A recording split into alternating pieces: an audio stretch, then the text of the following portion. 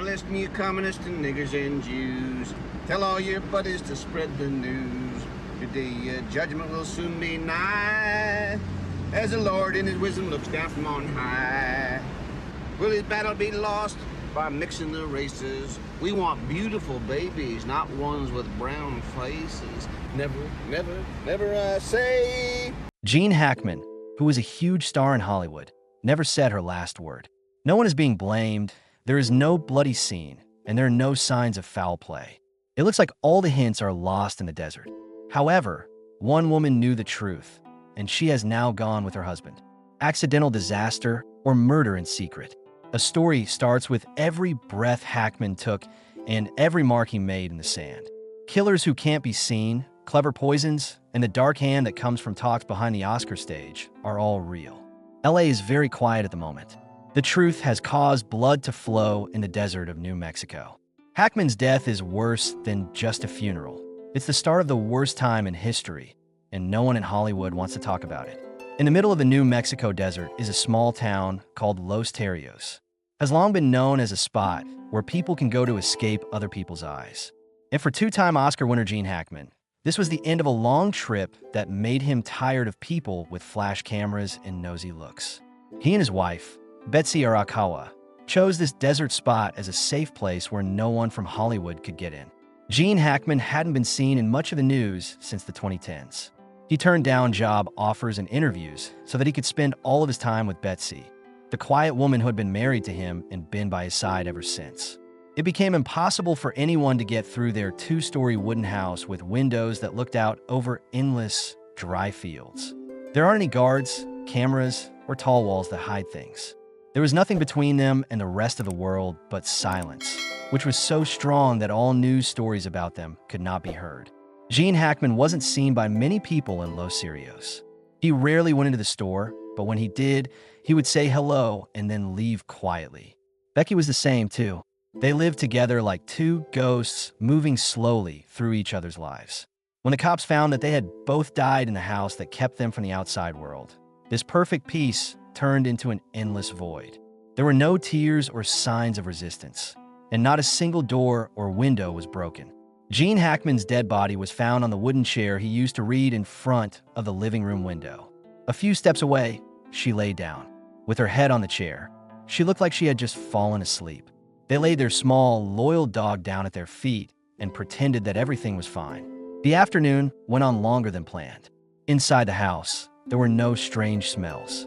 No one touched the furniture. No one was making any noise. It was like the house was completely silent. The cops were confused because the scene looked so real. There are no signs, no outside forces, and nothing else. They were the only ones there, along with their little dog. The life they had chosen was as quiet as the world. The Santa Fe police said it looked like something strange was going on. The first ideas, like crashes or break-ins, were thrown out right away. Gene and Betsy's bodies were not changed by anything outside of them. They didn't say anything as they left. They thought that the peace and quiet of Los Cerritos had taken them away slowly and without warning. But the peace and quiet had never been so scary because there was a secret to be found behind it. People in Santa Fe found out that Los Cerritos wasn't as quiet as it had been. Quickly, word spread that Gene Hackman and Betsy Arakawa were discovered in their small Los home made of wood. In the desert, the first reports got to roadside cafes, old newspaper stands, and weekend markets in Santa Fe. People that were used to hearing stories that were only partly true. People whispered the name of Gene Hackman this time, though. Hackman was a famous actor who used to make everyone in Hollywood bow down. The first story's source is unknown. The first words could have come from a neighbor who saw police lights through the window, or from a medical inspector leaving the scene of the crime. They were quiet, but could not be stopped. Whoever said them had the power of the desert. The first three thoughts came from the dry land and strong winds in New Mexico. There was a murder, a break-in, or a gas leak. People who had lived in Santa Fe for a long time were used to hearing about dangerous secrets in the desert. Since the 1970s, New Mexico has been linked to sudden deaths. Houses that were left empty because the owners had fled, and bodies that had been found without any wounds but with eyes still filled with fear. It makes sense that this dry land would have stories that no one wanted to remember. Because of this, The whispers became a news storm as soon as Gene Hackman's name came up. Is it true that Gene Hackman died in his own house? The story first appeared on a small blog. Not long after, big media like TMZ, People, and even the New York Times got involved. Gene Hackman, who is over 90 years old, had no idea that he would be the subject of such a probe. Things felt very different this time, though, because there were reporters there. They were no longer travel articles about great places or beautiful scenery. Instead, they were news stories with a scary twist. Gene Hackman, Betsy Arakawa, and their dog. 3 people were killed in a house that didn't look like it had been broken into. There were no fights in sight. No one is asking for help. The Santa Fe police had to meet with the press for the first time today. The police officer stood behind the wooden podium and spoke in a strong but cool voice while the lights kept flashing. No injuries or damage to the outside showed that someone had broken in. It was so little that it cut through all the ideas like a knife. But people were afraid of how strong they were. Gene and Betsy were both healthy, so how could they have died at the same time? It got worse with the whispers. Some people talked about an intruder that they couldn't see and that liked breaking into homes in the desert without leaving any evidence. Some people talked about old curses that had to do with the land of Los Sirios. This land used to be a place where people got together to do things that no one would name. Then, the most likely answer was posed as the thought that gas was leaking and killing everyone in silence. No one could say no. Gene Hackman and Betsy Arakawa had lived their whole lives avoiding talk and noise. They got caught in a rumor storm that they couldn't stop by chance. In the New Mexico desert, people kept talking as if someone or something had never left. As the original thoughts of a break-in or murder lost credibility, toxic gas became the most likely reason. To be exact, carbon monoxide, a poison that can't be seen that had killed a lot of people in remote areas like Los Carrillos. The story made sense to everyone. There was a leak in every room that put Gene Hackman, Betsy Arakawa, and their small dog to sleep for good. There was no voice calling for help, no fighting, and no fear. The Santa Fe Police Department's investigation team and environmental experts were called right away. The most up-to-date gas monitors were brought into Gene Hackman's small wooden house and used to check everything from the hot water pipes to the gas stove and heating system. They carefully checked the backup generator, which is often where people get carbon monoxide poisoning in rural areas that are far away. But in a strange way, almost everything was great. That gas stove, which was the most likely culprit, only had a small leak where the gas line came in. But the gas that came out wasn't even close to being dangerous, and it didn't even get into Hackman's small kitchen. A lot of care was also taken with the heating system. Thermal cameras were used to check each pipe for holes that could let dangerous gas into the house. Because of this, nothing strange took place. All of the tools were found to be up to code for installation and regular checks. The carbon monoxide risk had nothing to do with small issues with the gas line and hot water pipes. Late in the afternoon, when the first autopsy report was sent to the chief investigator's office, everyone was really shocked. There was no carbon monoxide in the bodies of Betsy Arakawa and Gene Hackman. The blood, lung fluid, and brain cells that were taken did not show any signs of gas exposure. The most popular idea, the one that everyone stuck to, fell apart all of a sudden. That same night, the New Mexico government said in a news release that they had not found any amounts of carbon monoxide or environmental toxins that were dangerous to people's health. There were already reports going around on social media before this news came out. If it wasn't gas, what happened in that little house in the desert? There were lots of new ideas right away. Did a different, more advanced drug that didn't show up in regular tests poison them? Or was it a poison that killed both at the same time, like a curse, and was taken in slowly through food or water? Some people even said that biological or chemical weapons were used in high-level killings so that the killers could kill themselves when they were done and leave the scene as clean as a sheet of paper. If carbon monoxide wasn't there, then what was asked on every theory blog from Los Cerrillos, where the Rocky Mountains were turning red at sunset, to everywhere else. All the ideas got crazier and crazier over the next few days because of that question, which spread like a new curse. The truth stayed buried somewhere in the quiet desert winds. It was clear what Gene Hackman's name meant. He wasn't just an actor. He was a living hero and a symbol of an artistic Hollywood where real talent could shine through fake ones. People will always remember Hackman's parts, from The French Link to Unforgiven. But behind the Oscars glamour, There were dark secrets that not many people dared to touch. When Hackman was at the top of his game in the 1970s and 1980s, he saw the bad parts of Hollywood that the news never did. Behind the scenes, deals were made, and things were told that would never be told. Hackman was very smart and always saw everything. Because of this, people said he knew too much about bribery, deeds done behind the scenes, and even disappearances that were never made public. People who used to work with Hackman were asked to talk about how they felt when the shocking deaths of Hackman and Betsy Arakawa made news. Many people wanted to say something sad or remember the person who died, but most chose to be quiet. Nobody would talk about Hackman, even though they had worked with him on famous projects and thought he was a great team player. When everyone heard this quiet, it gave them chills. This made me think of a new idea. He moved out on his own to New Mexico. Not only did he want to avoid the attention of Hollywood, right? He had to leave the movie theater before the old shadows found him because the secrets he kept made him feel heavy. On some fake news sites, people even talked about the Hollywood curse. The names of stars who were killed in strange ways because they were too smart. Hackman had seen many things. Could he be the most recent person to be hurt by that curse? It was never clear what the lies of the past were, and the old hidden groups were still working. After Gene Hackman left, there was a mystery link between the bright lights and the dark corners of power. Behind the velvet curtains of the film capital, the truth is always hidden. The good and bad sides of Hollywood couldn't be more different between Betsy Arakawa and Gene Hackman. Betsy was happy to live with Gene in the background like a ghost as soon as she started dating Gene. Still, as she moved away, that shadow became stranger. Betsy Arakawa used to be a great singer, but after she married Hackman, not many people saw her. It was only Betsy's quiet, kind friends who remembered her. She always smiled softly when they talked about her famous husband. Aside from the smiles, there was worry that only close family and friends could see. A few months before they were found in the Lozerio's house, Betsy told an old friend on the phone that she thought someone was watching her. There were strange sounds and signs outside at night that were hard to figure out. That constant fear that wasn't true made her daily life hard. Betsy smiled a little when she was told to call the police. This is not a joke. One person called the Santa Fe Police Department without giving their name just hours after the news spread. That was even stranger. Another voice, this one from a middle-aged woman, was soft and shaky. It was Betsy's letter to an American friend. That was the last thing she said. But that letter was never found. This is when the stories began to spread.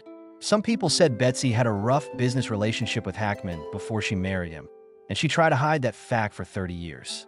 There were also reports that Betsy had hidden connections with some significant individuals who could be the real cause of her unfounded worries. There's a chance that the woman behind Gene Hackman's curtain knows everything. She was quiet and deep in thought now, though. It got dark in the New Mexico desert, where all statements are lost in the sands of time. She kept her secrets with her. The day that Gene Hackman and Betsy Arakawa's bodies were found, the New Mexico desert looked like it was holding its breath. It wasn't because the tracks were sandstormy or it was very hot, but because of a feeling that couldn't be put into words. Legendary people have died here, but they didn't just leave a trail of glory. Besides that, he left a secret as big as the desert. Things got even stranger when the first forensic reports came out. At the Hackman home, there were no clear signs of harm or outside force. Also, there were no signs of break-in or any other kind of poison were checked out. All the signs that seemed to point to the truth were gone in the hot sun of New Mexico. The Santa Fe police looked into it for weeks, but still couldn't say for sure what killed Gene Hackman and his wife. It looked like even the cops had given up on the case, because some secrets are just too hard to figure out with science or common sense. Hackman's family chose to be quiet. They turned down every chance to work with the press and do an interview. Other people who knew Gene Hackman and used to work with him or live near him in New Mexico also didn't say anything. Movie stars used to call Gene Hackman a living legend, but his name seemed to be left out on purpose in tribute shows. It became illegal in some way to talk about his death.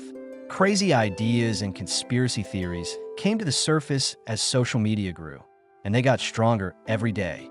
Some people said that Gene and Betsy were killed in a well-planned murder or suicide.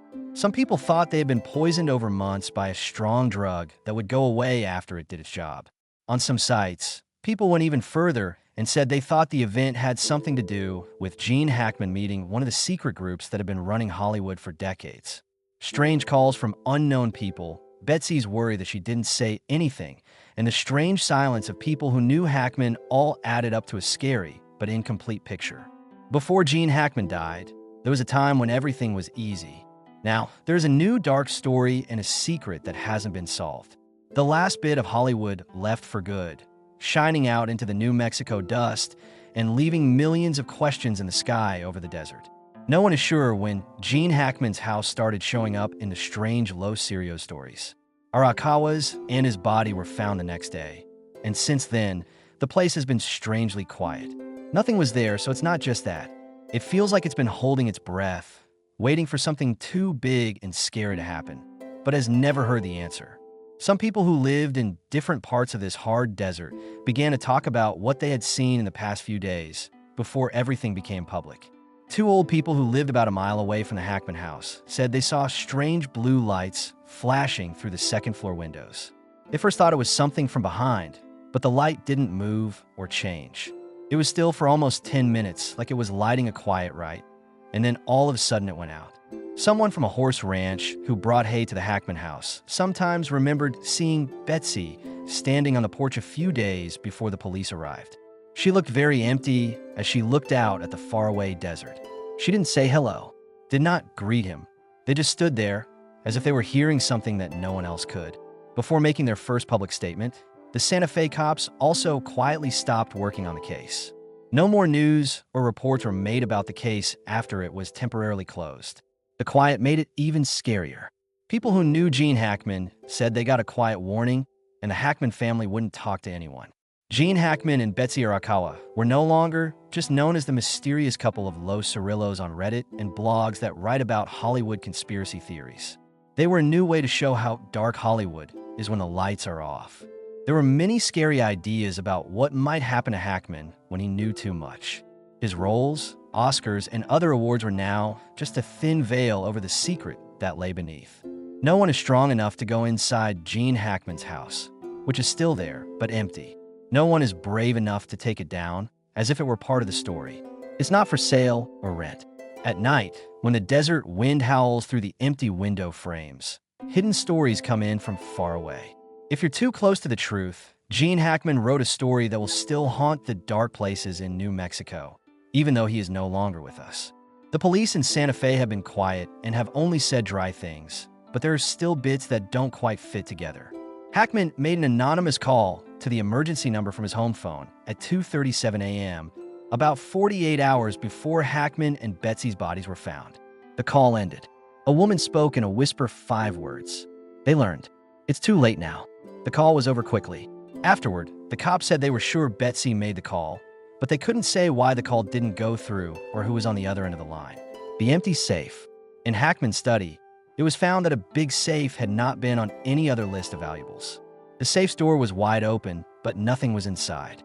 Hackman had kept things there, and no one knew what they were. There were also no signs that someone had broken in. The copy that was written by hand and had pages all over the place was found in the basement. Hackman didn't usually go down there. The draft was made up of scattered, unrelated memories of Hollywood in the 1970s and 1980s. The club, the desert meeting. The folder is red. Hackman wrote this book about his life, either just for himself or for someone brave enough to read it all. The abrupt ending of the draft was, "No one lives if they find out." The deaths of Gene Hackman and Betsy Arakawa put an end to 2 lives and began a new era of dark stories in Hollywood. This is the Hollywood Secret Service. After Watergate, a lot of theory sites thought Hackman had joined a secret group of politicians, movie stars, and business leaders by mistake. But he had things he would never tell anyone that helped him get away. When the police closed the case, at least 3 of Hackman's old friends, including a director who worked with him on Mississippi Burning, left Los Angeles without making a fuss. None of them agreed to be interviewed, even when offered 6-figure sums of money. The creepy house of horror. People who have been to the area around the Hackman house still say they can hear Hackman or Betsy's voice in the desert early in the morning. Broken words that always say the same thing. Not safe here. The truth is buried in the sand of a New Mexico desert, and people who know too much don't always make it out alive. This is also the dark cloud that covers Hollywood. It was quiet when Gene Hackman died, but Hollywood was hit hard by the news like a storm. It was also scary what the last witness, Betsy Arakawa, said. You can't get away if you know too much. Not a murder or an accident. This is how much it takes to be honest at night.